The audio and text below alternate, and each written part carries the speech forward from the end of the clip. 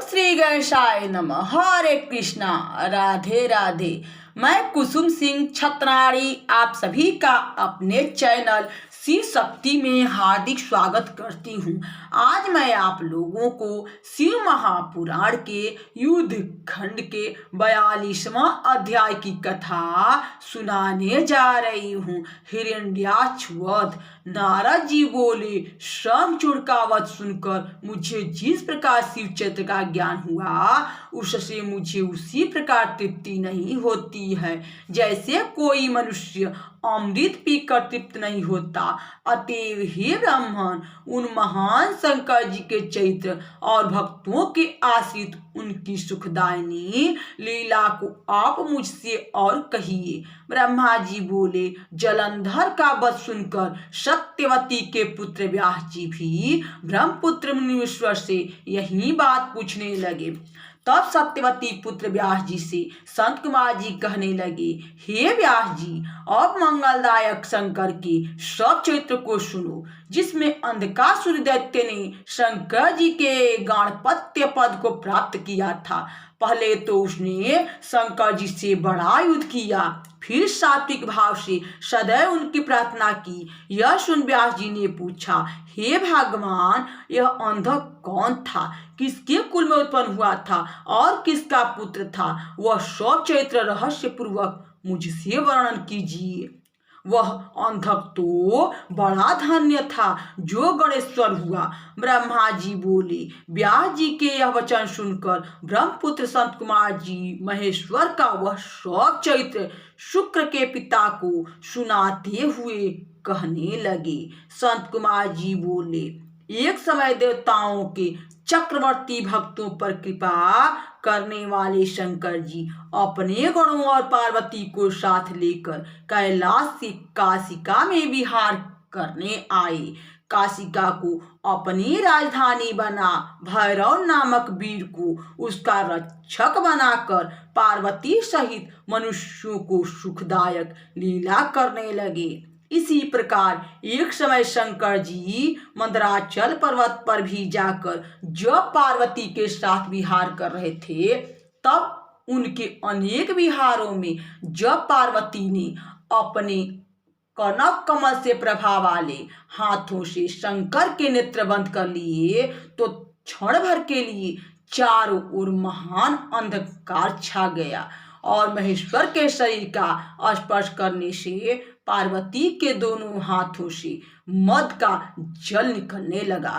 पुनः एक बड़ा कराल मुख, भयंकर, क्रोध परायण, एक अंधा, विरूप, जटाधारी, कृष्णवर्ण, विकृत तथा बहुत से रोमों वाला मनुष्य उत्पन्न हो नाचने, गाने, हंसने, रोने और घोर शब्द करने तथा जीभ से चाटने लग गया। उसके अद्भुत दर्शन से गौरी को बहुत आश्चर्य हुआ।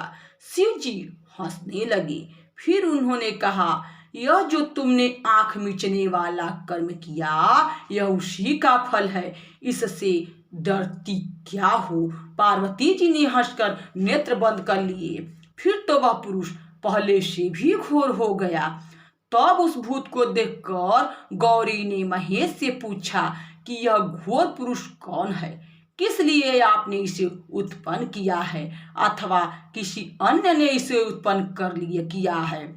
यह किसका पुत्र है? सत्य सत्य कहिए। संत कुमार जी बोले, तो त्रिजगजननी के यह वचन सुन सृष्टिकर्ता भगवान शंकर ने कुछ हंसते हुए उसका पुनः पूर्व परिचय देते हुए कहा कि हे यारी, यह तुम्हारा वही पहले वाला पुत्र है जो तुम्हारे द्वारा मेरे नेत्रों को बंद करने पर मेरे माथे के पसीने से अभी कुछ क्षण पूर्व प्रकट हुआ है। तुम्ही ने इसको रचा है, अतः तुम्ही अपनी सखियों और गणों सहित बुद्धि से विचार कर जैसे उचित हो इसकी रक्षा करो। यह सुन पार्वती ने करुणापूर्वक अपने उपायों से उसकी रक्षा का विधान किया। उसी समय हिरण्यनेत्र नामक दैत्य अपने बड़े भाई की संतति वृद्धि देखकर पुत्र कामना से शंकर जी को प्रसन्न करने के लिए वन में तप करने गया। उसके तप से प्रसन्न होकर शंकर जी उसे वर देने गए। उसने कहा, मुझे वीर्यवान पुत्र दीजिए। मेरे भाई के तो प्रहलाद आदि 5 पुत्र हैं, परंतु मेरे कोई पुत्र नहीं है। मैं वंश रहित हूँ, मेरा राज्य कौन भोगेगा। शिव जी ने तथास्तु कह उसे पुत्र प्राप्ति का वर दिया और कहा, मेरा अंधक नामक पुत्र तेरे ही समान बलवान है। तू सारा दुख भूल उसी पुत्र को मुझसे मांग ले। उस दैत्य ने शिव पार्वती की प्रदक्षिणा कर उस पुत्र को प्राप्त किया और शिव जी अंतर्ध्यान हो अपने स्थान पर आए।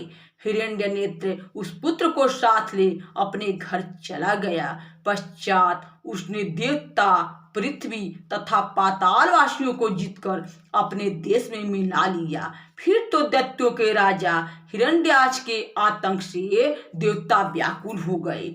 उन्होंने सर्वात्मक यज्ञमय कराल वाराह रूप प्रधान विष्णु की आराधना कर उन्हें पाताल भेजा। उन्होंने वहां जाकर अपनी घोर दानवों के प्रहार से निशाचरों की सेना को मत कर सुदर्शन चक्र से हिरण्याक्ष का सिर काट उसके राज्य पर अंधक का अभिषेक किया।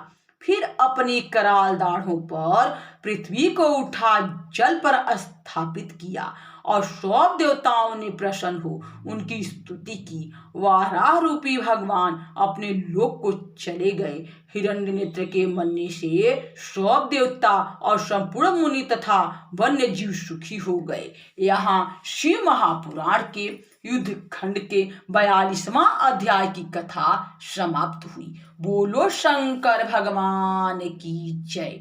हरे कृष्णा। राधे राधे।